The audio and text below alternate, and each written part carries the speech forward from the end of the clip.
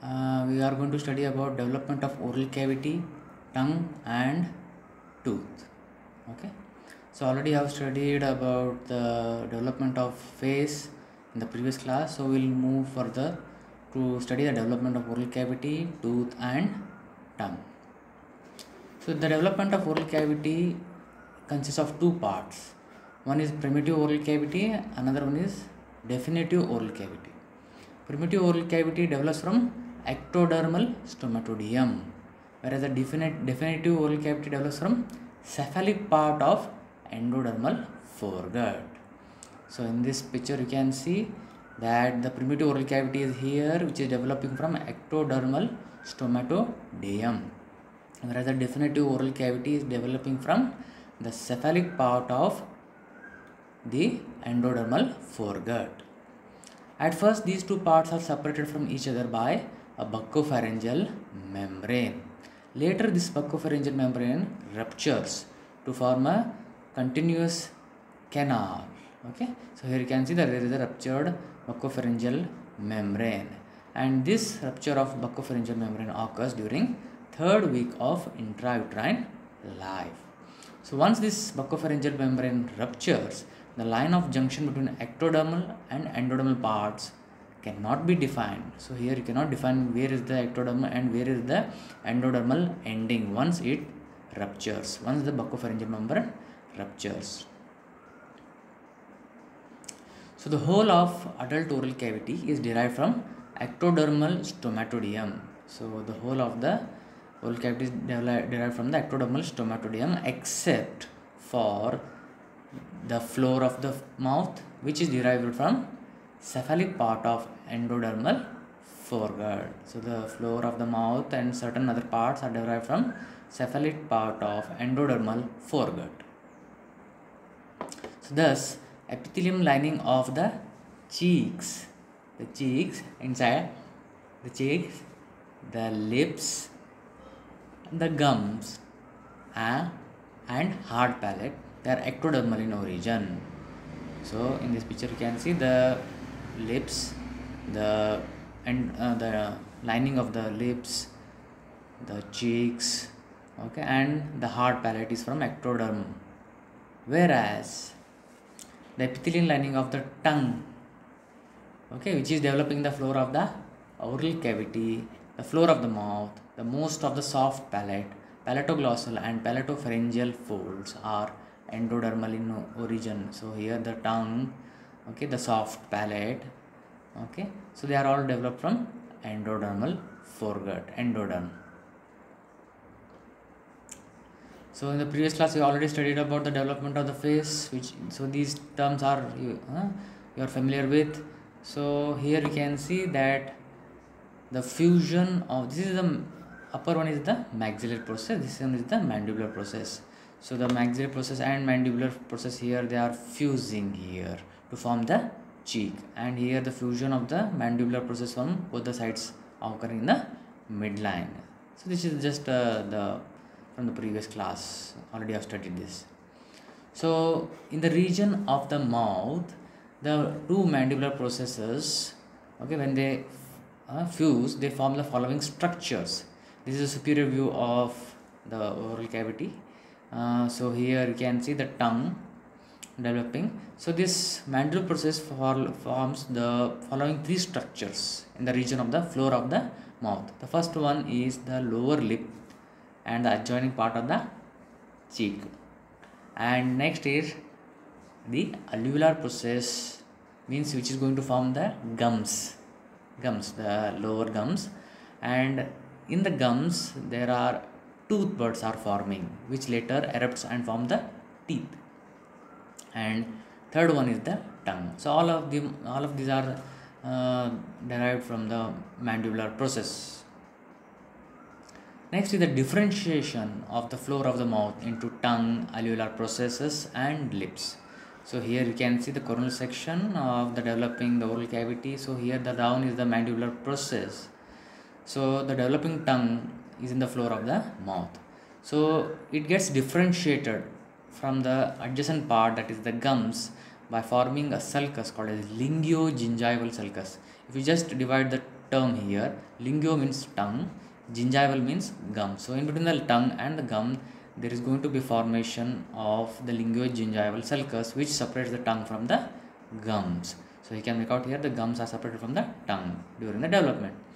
And in later, even these gums are separated from the adjacent, the lip area, by another sulcus formation, that is labiogingival sulcus. So you can divide the term here. Labio means the lips, gingival means the gums. Between the gums and the lips, okay, this labiogingival sulcus is formed, and that separates the lip from the gums. So thus you can see here the development of the tongue, the gums, okay, that is the alveolar process, which is going to form the gums and the lips in the floor of the mouth. Now we'll study the development of the roof of the oral cavity. Okay, if you just take the tip of the tongue and press it up, so what you are feeling is the hard palate. So that is the name of the roof of the oral cavity. So the roof of the oral cavity is formed by what? The palate. So here only the upper part, okay, the maxillary process is shown here. These are the maxillary processes. Okay, so here you can see the developing palate. So the roof of the oral cavity is formed by the palate. The alveolar processes here of the upper jaw is separated from the palate by a formation of a sulcus called as labiogingival sulcus. As the name suggests, labio means the lip and gingiva means the gums. So the gums are separated from the lips. The upper gums are separated from the lips by this labiogingival sulcus. Okay, this is similar to that already I've seen in the lower jaw. Thus the development of the roof of the oral cavity occurs. So now in the roof there is going to be formation of palate, the hard palate and the soft palate. So that is the definitive palate. So the palate is, okay, initially the primitive palate is formed towards the anterior part, towards the inside of the teeth. That is, the primitive palate is derived from the frontonasal process. Already you are familiar with this term because already you have studied the development of the face. So the frontonasal process is going to form the primitive palate. Behind to it there is a secondary palate is going to be formed, which consists of the hard palate and the soft palate, and near the projection, near the end of the soft palate, you can see the uvula. So the secondary palate is, okay, it's formed by the palatine shelves, which are coming from the maxillary processes from the both the sides, and they meet in the midline. So the fusion of the palatine shelves occurs here, and also from above top the nasal septum is coming. So here you can see the palatine shelves fusing to form this secondary palate. So thus the palate is formed. Hard palate is derived from what? In front of the incisive fossa, that is the premaxilla, that is the, here the primitive palate is derived from the fused medial nasal processes of frontonasal processes. At least you remember that the primitive palate is formed from the frontonasal process, which is very important. Okay, these are the important questions for your MCQs. Okay, so the primitive palate is formed from the frontonasal process. Then behind that incisive fossa, okay, so the secondary palate is derived from the fusion of palatine shelves of maxillary processes of two sides. So the secondary palate is derived from the fusion of the palatine shelves arising from the maxillary processes from both the sides, right and the left side. They fused in the midline to form the secondary palate, which consists of the hard palate. Okay, and the soft palate is formed from the unossified part of the fused palatine shelves. See, the fused part of the palatine shelves form the hard palate, whereas the unfused part of, the ossified form of the hard palate forms the ossified part of the fused palatine shelves form the hard palate, whereas the unossified part of the secondary palate or the palatine shelves form the soft palate. Okay, that you remember. So the ossified part forming the of the palatine shells forming the hard palate, whereas the unossified part of the fused palatine shells form the soft palate, and which extends posteriorly beyond the nasal septum. Later it forms the uvula at the end of the soft palate, you can see. So next is the development of salivary glands. The salivary glands develop from solid outgrowths of epithelial lining of the oral cavity. So you already seen the epithelial lining of the oral cavity that grows as an outward growth in the form of a solid structure from the epithelial lining of the oral cavity, which help to develop the salivary glands. So these outgrowths branch repeatedly and invade the surrounding mesenchyma. Okay, so here in this picture you can see the epithelial lining of the oral cavity. Okay, now it outgrows and invades the surrounding mesenchyma. So together with the epithelial lining and surrounding mesenchyma, they are forming the salivary glands. So at first the outgrowths and their branches are in the form of solid cords of epithelial cells. You can see here the solid cords of epithelial cells. And later they become canalized to form the duct system of the gland. So later these solid cords of epithelial cells, they canalize. The canal is going to form in it to form the duct system. And near the ends of the terminal ends of these epithelial cords, the secretory acini or the glandular part or the parenchyma of the gland is going to be developed. And surrounding the glands there is capsule, and inside the capsule invades into the parenchyma and form the septa, which divides the gland into multiple lobular like structures. So that is the septae, and the connective tissue of the glands are derived from the mesoderm. So the capsule, the septa and the connective tissues of the glands are derived from the mesoderm. Okay. So this is a schematic picture to show you the sites of the origin of the parotid gland, okay, submandibular and sublingual glands. So the parotid gland is developing from the ectodermal outgrowth from the cheek at the angle of stomatodium. So at the angle of stomatodium from the ectodermal growth of the epithelial lining of the oral cavity, which is going to form the parotid gland. Then endodermal outgrowth from the floor of the stomatodium. Okay, from the floor of the stomatodium. Okay, that outgrows to form the submandibular gland. And sublingual gland, there are multiple endodermal outgrowths. So you can see the multiple endodermal outgrowths are formed to form the sublingual gland, whereas the submandibular gland, only one outgrowth is there from the floor of the stomatodium. Okay, so you can see now the glands are started developing and they later canalize to form the ducts.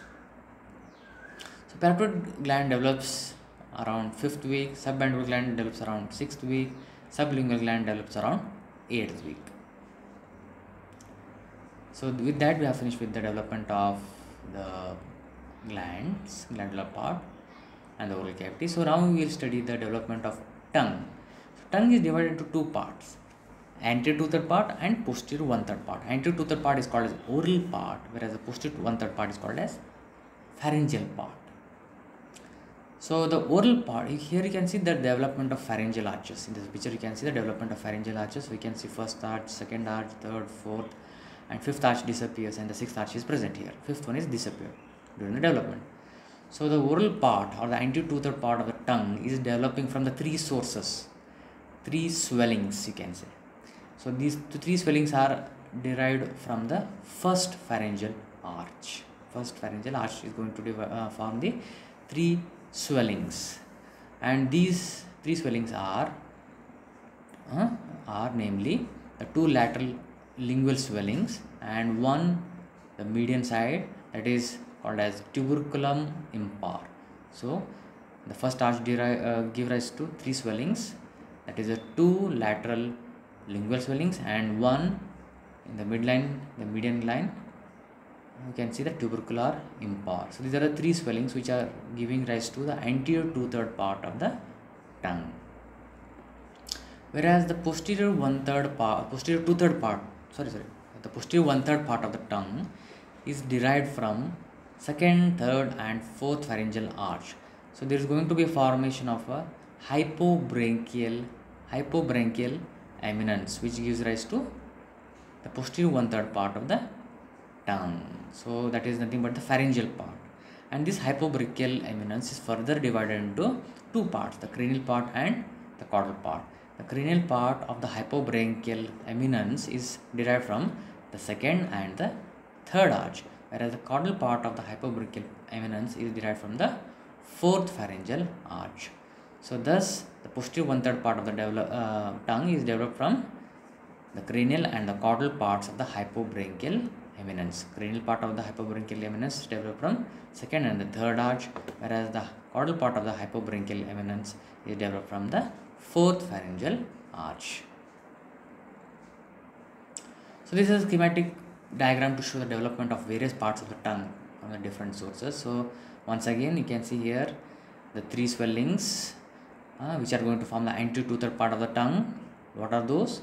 The two lateral lingual swellings and one tuberculum impar. So these three swellings come together, fuse to form the anterior two-third part of the tongue, whereas the posterior one-third part of the tongue is derived from two sources. Okay, the cranial part of the hypobrachial eminence is going to form the posterior one-third part of the tongue, and just behind the posterior part of the tongue there is the posterior most part of the tongue, which is going to be derived from the caudal part of the hypobrachial eminence.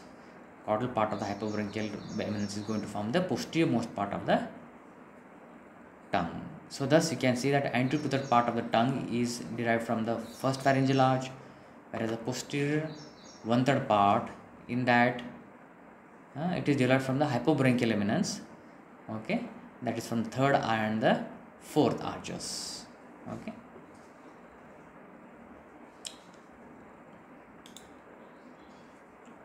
Here one thing you need to remember, that during the development of these pharyngeal arches, the third arch is going to grow over the second pharyngeal arch, so that the second arch is buried under the third arch.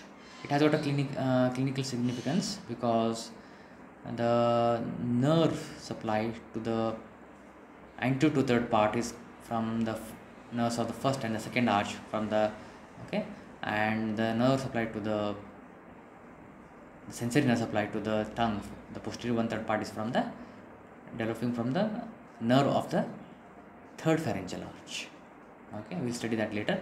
For the time being, just you can see here that the third pharyngeal arch is growing over the second pharyngeal arch, so that the second pharyngeal arch is buried under the third arch. So you can see here the third pharyngeal arch is growing still further here, okay, over the second pharyngeal arch. Now we will study the development of muscles of the tongue.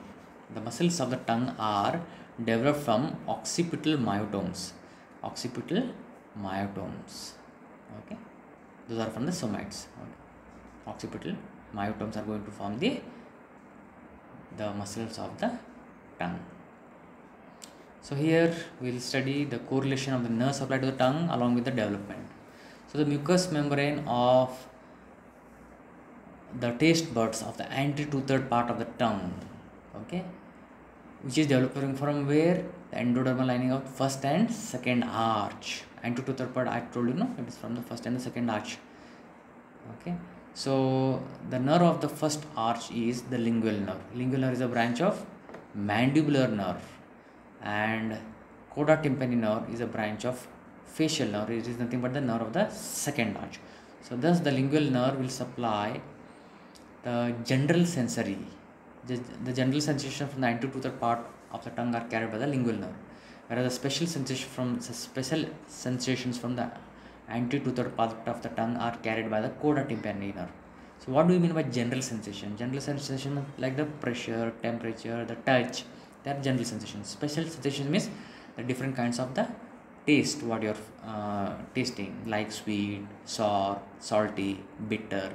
Those are coming under general sensations. Those sensations are carried by the coda tympani nerve, which is a branch of facial nerve, and which is in turn a nerve of the second arch, whereas the general sensation from the lingual nerve, which is a branch of mandibular nerve, which in turn a nerve of the first arch.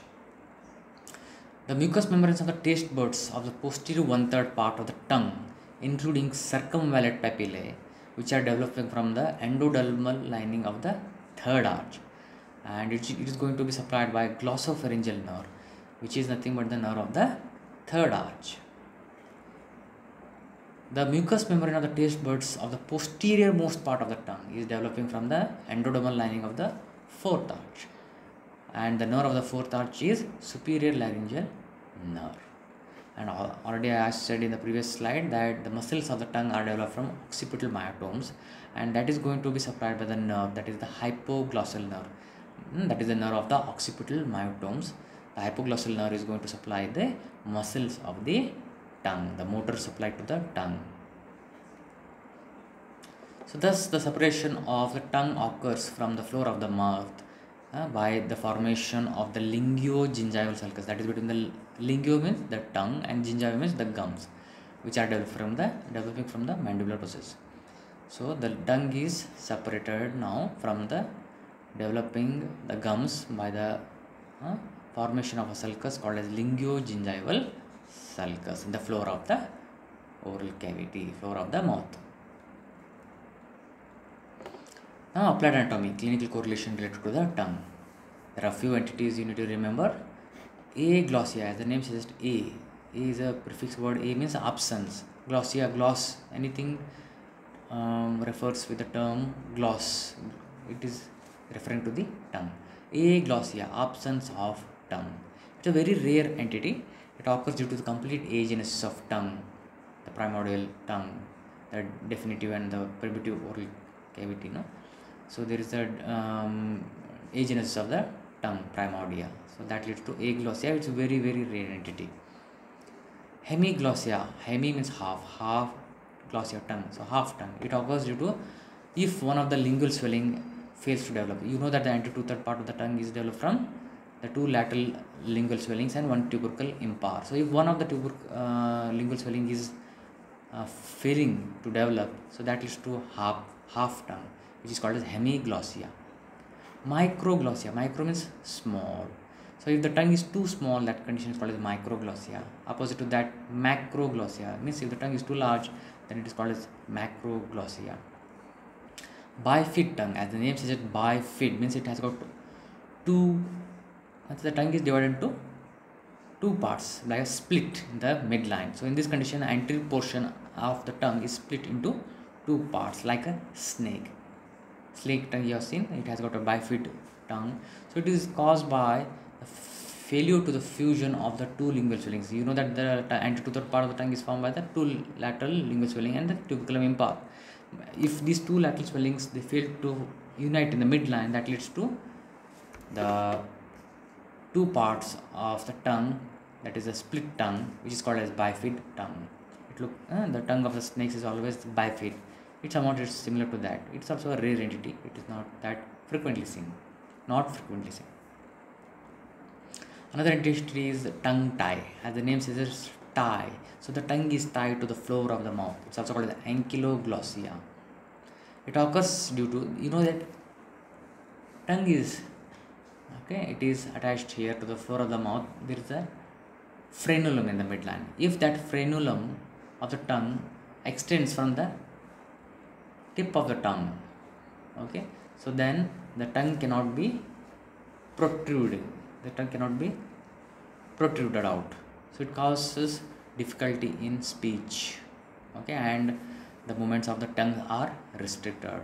If the frenulum of the tongue is extended till the tip of the tongue. Now you can see here, the frenulum is not extended till the tongue. It is just ending in the midway in the inferior surface of the tongue. But if it extends till the tongue cannot be lifted from the floor of the mouth. That's called as tongue tie or ankyloglossia, leading to difficulty in speech.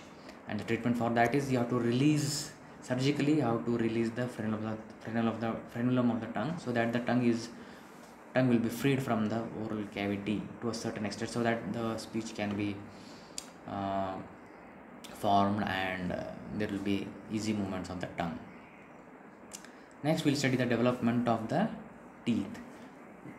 In human, there are two sets of teeth developing at different times of the life. So that's why the humans are different animals. Two sets of teeth are there.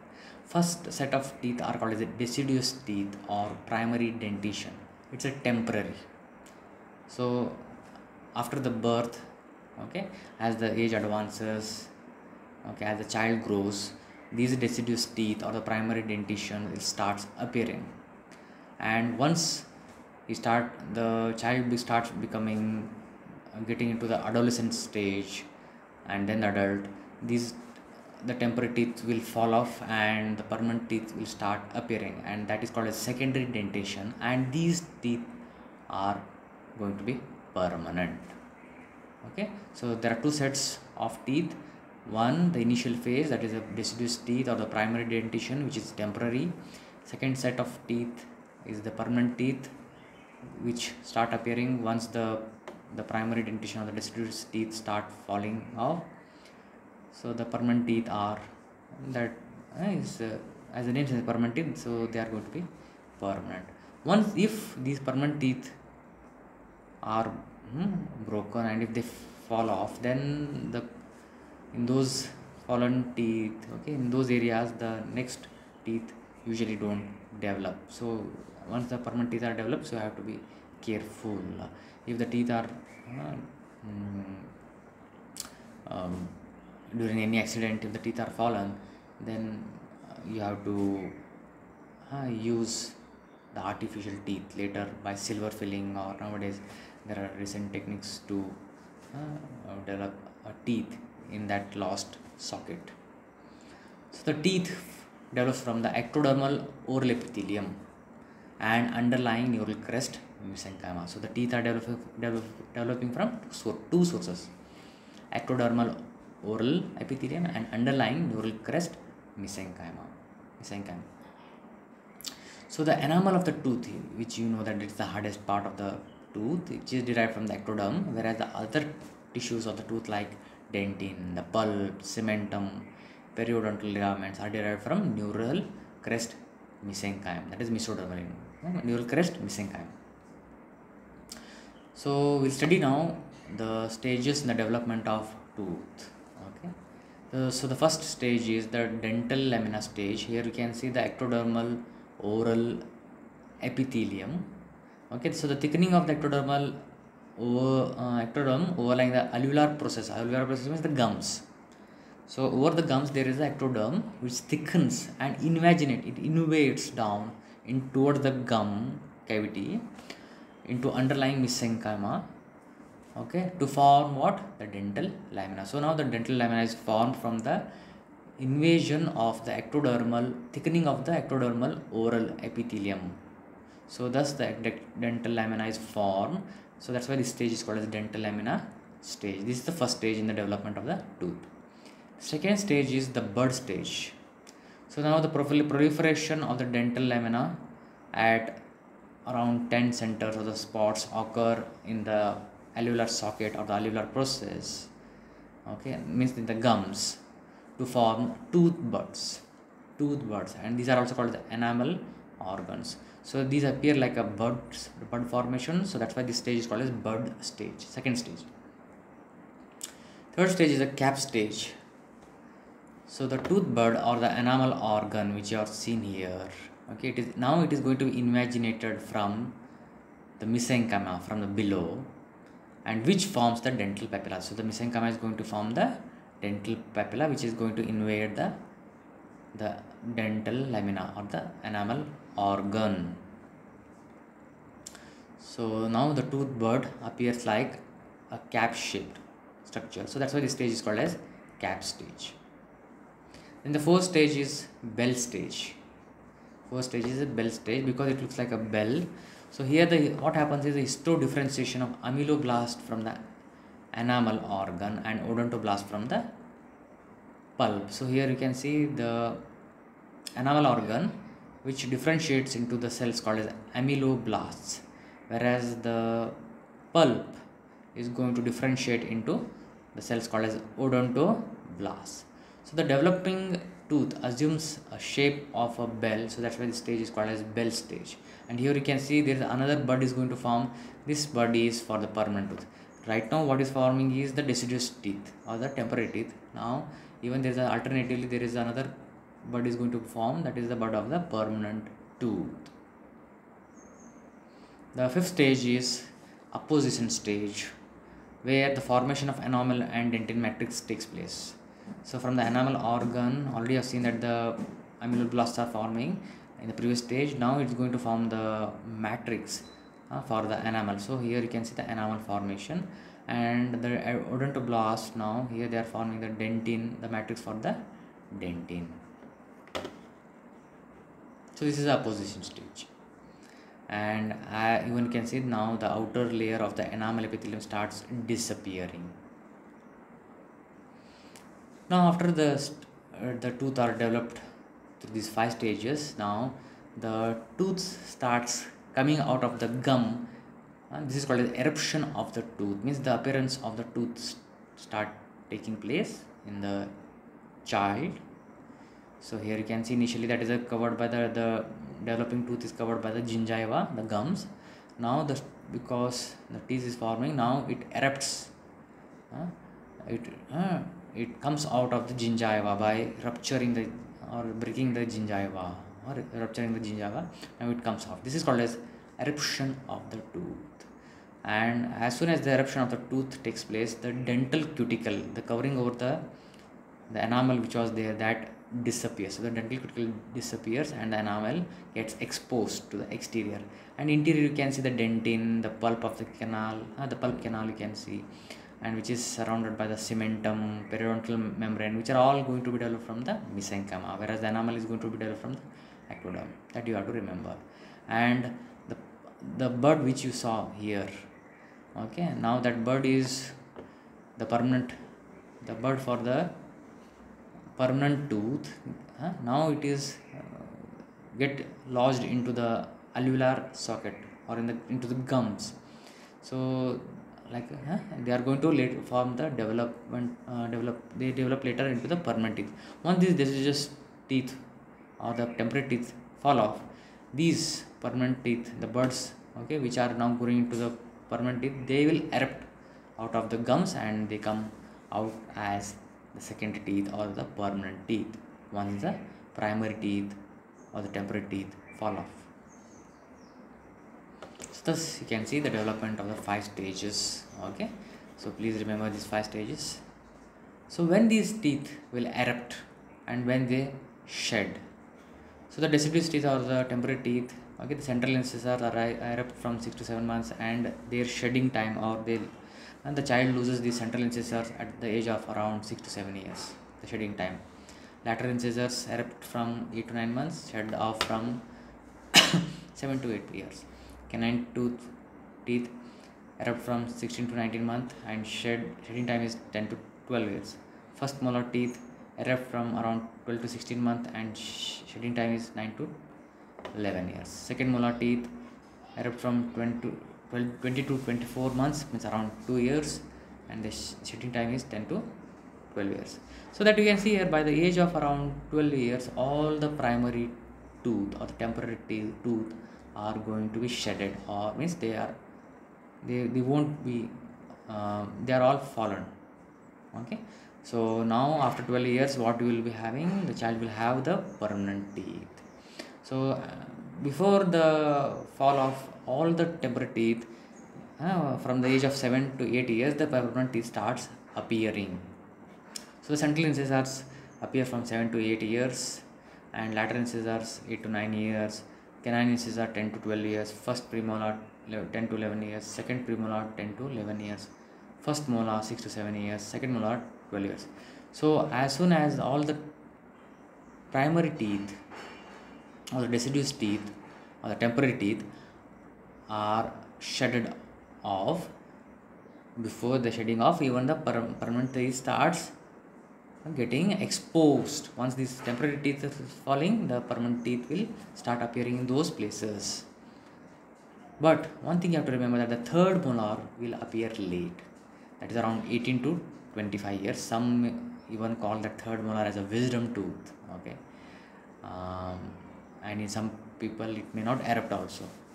So the permanent teeth not shed off. See here, in the temporary teeth, their shedding time is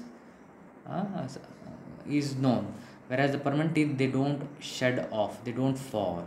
Only if there is an injury, accidental injury, any trauma is there, then only these permanent teeth will fall, otherwise they don't shed off on their own.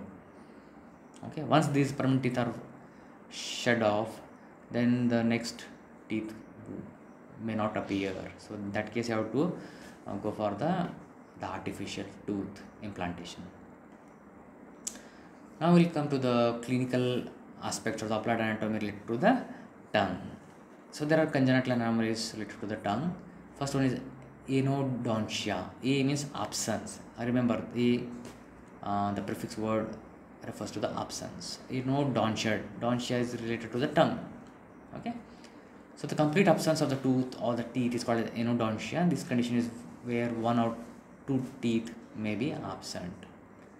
Supernumerary teeth. Supernumerary means multiple or extra teeth. The extra tooth may be located posterior to the normal teeth, just posterior to the normal teeth, or wedged between the two normal teeth, so disrupting the position of the tooth, so that the alignment of the upper and the lower teeth will become improper because there is one extra tooth is there. So that leads to malocclusion. So means the extra tooth will appear in between the normal teeth. So that leads to malocclusion. So this is called a supernumerary teeth or extra teeth. Then impaction of the tooth. In this condition, there is a delay in the eruption of the tooth. Means if the permanent teeth delay in erupting, that called as impaction of the teeth. It is commonly seen in the third tooth. As I said before, the third tooth erupts from around the age of 18 to 25 years, but in some people, even after 25 years, also third molar teeth may not come out or erupt. So that is called as impaction of the tooth. Then another condition is called as dentinogenesis imperfecta. As you can see in the picture, it is one of the genetic disorder. So it is autosomal genetic, means autosomal dominant genetic disorder, in which the genetic defect is located on in most cases the genetic defect is located on chromosome number 4q. Q stands for the long arm. So the long arm of the fourth chromosome, there is a genetic defect, that is autosomal dominant type of defect is there. In this condition, what happens, the teeth are brown. The teeth, you can see here, they are brown in color. Instead of white, they are brown in color, brown or green in color, and the enamel wears down easily. Usually enamel is a strong part, but it wears down easily, damaged easily, as a result of the dentin is exposed to the surface. So once the enamel is weared out, so what is exposed? The inside dentin is exposed on the surface. This condition is called dentinogenesis imperfecta. Why it was a dentinogenesis? Dentin is exposed to the surface. This is a autosomal dominant genetic disorder. So with that, we have completed the today's class. We will summarize what all we have learned till now. So the development of the tongue is very important for your exam. Okay, it can come as a short note, so please remember these things. So that, as you know, that the tongue is developed from two parts. Okay, the oral part or the antitoothed part, and posterior 1/3 part, that is the pharyngeal part. So the oral part is derived from three swellings which are arising from first pharyngeal arch, that is the two lateral lingual swellings, and one median swelling, that is the tuberculum impar. Whereas the pharyngeal part or the posterior 1/3 part of the tongue is developed from hypobranchial eminence, which further divided into cranial part and caudal part. Cranial part of the hypobranchial eminence leads to forming the posterior 1/3 part of the tongue, and the caudal part of the hypobranchial eminence is going to form the posterior most part of the tongue. And the muscles of the tongue are developed from occipital myotomes, and the nerve relation, the sensory part of the tongue is developed, antitoothed part of the tongue, the sensory nerve supply is, the general sensation is from the lingual nerve, that is a nerve of first arch, and the special sensation, that is for the taste, is supplied by the coda tympani nerve, that is the nerve of second arch. Okay, and the posterior 1/3 part of the tongue, including the circumvallate papilla, both general and special sensations are supplied by the glossopharyngeal nerve, whereas the posterior most part of the tongue by the superior laryngeal nerve, the nerve of the fourth arch. Okay, and glossopharyngeal nerve is the nerve of the third arch. And whereas the muscles of the tongue, the motor supply to the tongue is from the hypoglossal nerve. Okay, and the muscles of the tongue are developed from occipital myotomes. Development of teeth, as you know, there are two sets of the teeth develop in the human life. So that's why humans are called as diphodont animals. The first set of teeth is called as the deciduous teeth or the primary dentition, which is temporary, which may last up to around 10 to 12 years. Then second set of teeth, as soon as the primary teeth or the deciduous teeth fall off, the secondary teeth starts appearing from the 7 to 8 years onwards. Okay, and these teeth are permanent. So the teeth are developed from ectodermal oral epithelium and underlying neural crest mesenchyme. Enamel of the tooth is derived from the ectoderm, whereas all other tissues of the tooth like dentine, pulp, cementum, periodontal ligaments are derived from neural crest mesenchyme. So with that, we have come to the end of the today's class. So once this class is done, so I will be sharing with you the assignment for this class.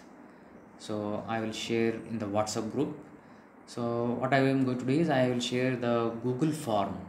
Okay, so in that you need to fill all the details like your name, roll number, okay, and all of them are required. And after that you have to tick the answer. There are 5 MCQ questions. You need to choose one option among the 4 options, the correct option, and click on that. And after completing all the after answering all the 5 questions, then you click the submit button. That's how you are going to submit your assignment to me. So that assignment link, that is the Google form, will be shared to you in the WhatsApp group. And that if you submit that assignment, then your attendance is going to be considered. Okay, and as I am sharing this video, okay, means through the YouTube live stream now, so you can just, if you have forgotten to write your name and roll number in the live chat, you can still write your roll number and the live and name in the live chat. Okay, if you are not written still the name and the live chat name and the roll number in the live chat, you can write it by signing in to the video. By signing into the YouTube through your Gmail ID, you can access to this live chat, and you can just write your name and roll number. That is also consider that you have attended this live stream, YouTube live stream. So with that, we will now finish today's class. Have a nice day. Thank you.